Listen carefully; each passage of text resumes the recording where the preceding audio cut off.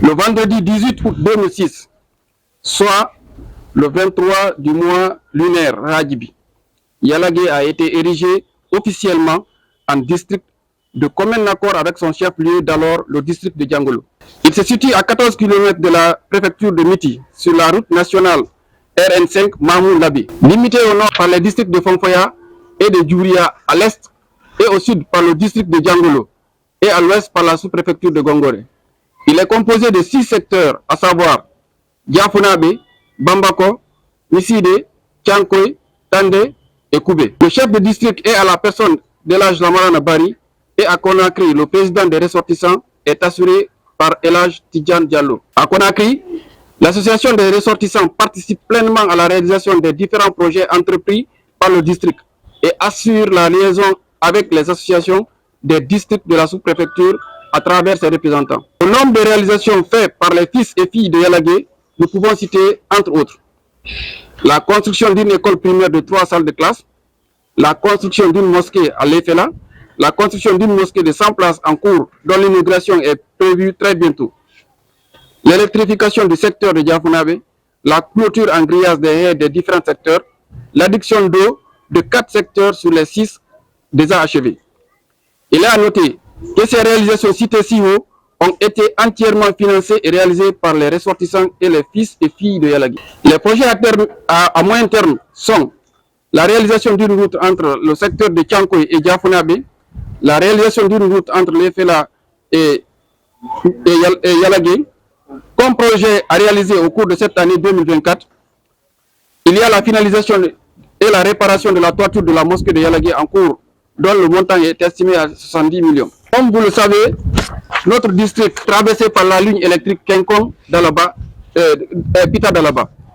Et sans que nous ne puissions comprendre le pourquoi, Yalagué n'a pas bénéficié du premier programme d'électrification rurale. Plusieurs démarches ont été menées à plusieurs niveaux,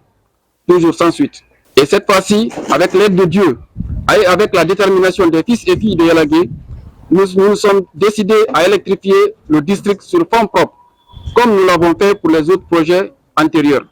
Et nous sollicitons à cet effet toutes les aides de bonne volonté dans la réalisation de ce projet. À la coordination, nous sommes au courant de vos activités et nous vous en félicitons pour tous les efforts que vous ne cessez de déployer pour le rayonnement de notre sous-préfecture. Rien que la connaissance qu'elle instaure entre les différents districts, entre les jeunes des différents districts, c'est louable comme activité. Sans parler des activités socio-économiques réalisées dans la sous-préfecture de Miti, que notre district participe d'ailleurs pleinement à toutes les cotisations et activités. Toutefois, nous n'avons jamais reçu de rapport d'activité à titre d'exemple, l'ouverture du lycée de Miti. C'est pourquoi, Monsieur le Président, nous souhaiterons toutes les activités à venir que vous teniez compte sur ce point, car il permettra non seulement de renforcer la crédibilité de la coordination, mais également celle des représentants des différentes associations des districts. Une fois de plus, nous vous félicitons et vous exhortons aussi à plus de créativité et de dynamisme pour une coordination plus active et qui soit la locomotrice des associations des jeunes des différents districts. Le projet comme plan d'action annuel pour l'année 2024, coordination des associations Han Wadekong et la sous-préfecture Mition pour le bonheur et le bien-être de toute la population de la sous-préfecture de Miti. Haray dum hino jeeya dum ko atti ko wadugol tourné fi wawugol yidugol yimbe district ji 11 district ji de sous-préfecture Miti on si fe yidon men hatonjini kade sukabe men dar men tay ko hono watarode fi men wawu yidugol sukabe ko organise gol sifo on match de galaji fi men wawu hettugol sukabe fi men wawbe hollude ko mawbe ben andi kon kambe kadi be yadon do fi be wa himmangol développement sous-préfecture Miti on de so don kadi ne wadi ton kadi programme fi wadugol ko wiete ko muhabara dum ko projet islamique dum ko conférence islamique haray ne wadi dum don kadi rupture collective nder lewru suma yendu si feƴƴi ɗon kadi toujours kadi men programme kadi fi concertation hakkunde ressortissant district ji sous préfecture Miti on si feƴƴi ɗon kadi aray men daari kadi fi no men wallitoro fi affaire gandal ngal e nder sous préfecture Miti on surtout haray wonɓe ɓen ka classe d' examen ji no men ɓannidirantaɓe fi no waɗira groupe de révision ma ɗum memantoji fi ɓe wawa wallitagol fi échec ji ɗi wawa ɗitagol seeɗa nder sous préfecture Miti on haray si feƴƴi ɗon kadi toujours min ndaara kadi programme fino mi wawata clôturirgol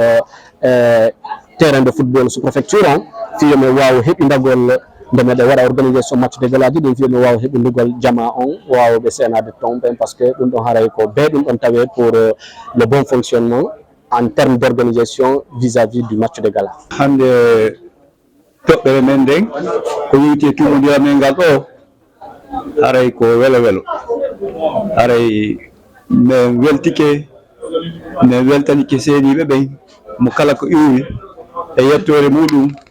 e inde muɗum e famille makko on fof haray moƴoɓe nde ɓe yiiri noon bureau ressortissant jeunesse mission meɗen yiiri ɓe gueece ɗe men tanƴini noon wallitoto men nomen haray woni réunion extraordinaire no jama on faalira noon haray menen tawaɓe ɓen min weltike no seenoɗon noon e programme no seenora noon e ko yewta kon haray ko noon min tanƴinorno développegol sous préfecture men o miti ko sukaɓe ɓe andan ɗon hoore moɗon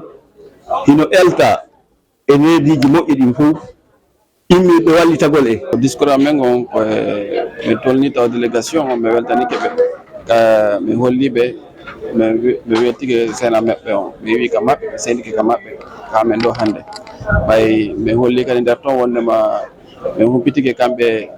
coordination sukaɓe ɓe ɓe wadde tourné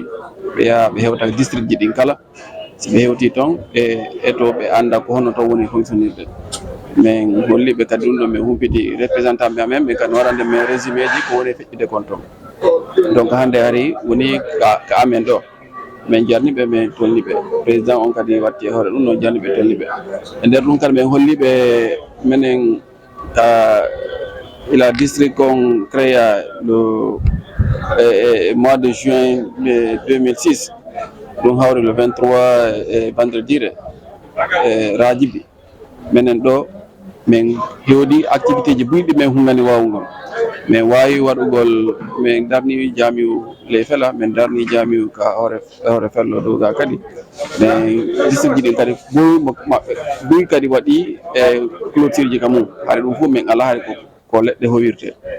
e nder ɗum kadi min wawi darnugol salle de classe ɗi tati ka fayɓe amen ɓe jangga watti hoore ɗon kadi ni min darni jamire hesere ka sara lawol nde lannali taw few kono minen sati ɓurtigol nde ko neeɓa ɗum ɗon kadi min waɗa hito e maɓɓe kamɓe coordination ko neeɓa ko watti hoore ɗum ɗon kadi min holliɓe kadi min mari projet ji ko duwa waɗede neeɓa hono uddugol lawol hakkude Yalage e Cankoy hono uddugol lawol hakkude Yalage e Leyfela donc ɗin district ji ɗiɗi ɗon nden ɗin secteur ji ɗiɗi woni ko ɓottiti min seeɗa kono noon min faala waɗugol lawol hakkude amen ko watti hoore ɗum min holliɓe kadi nder toon wondema min ala hendade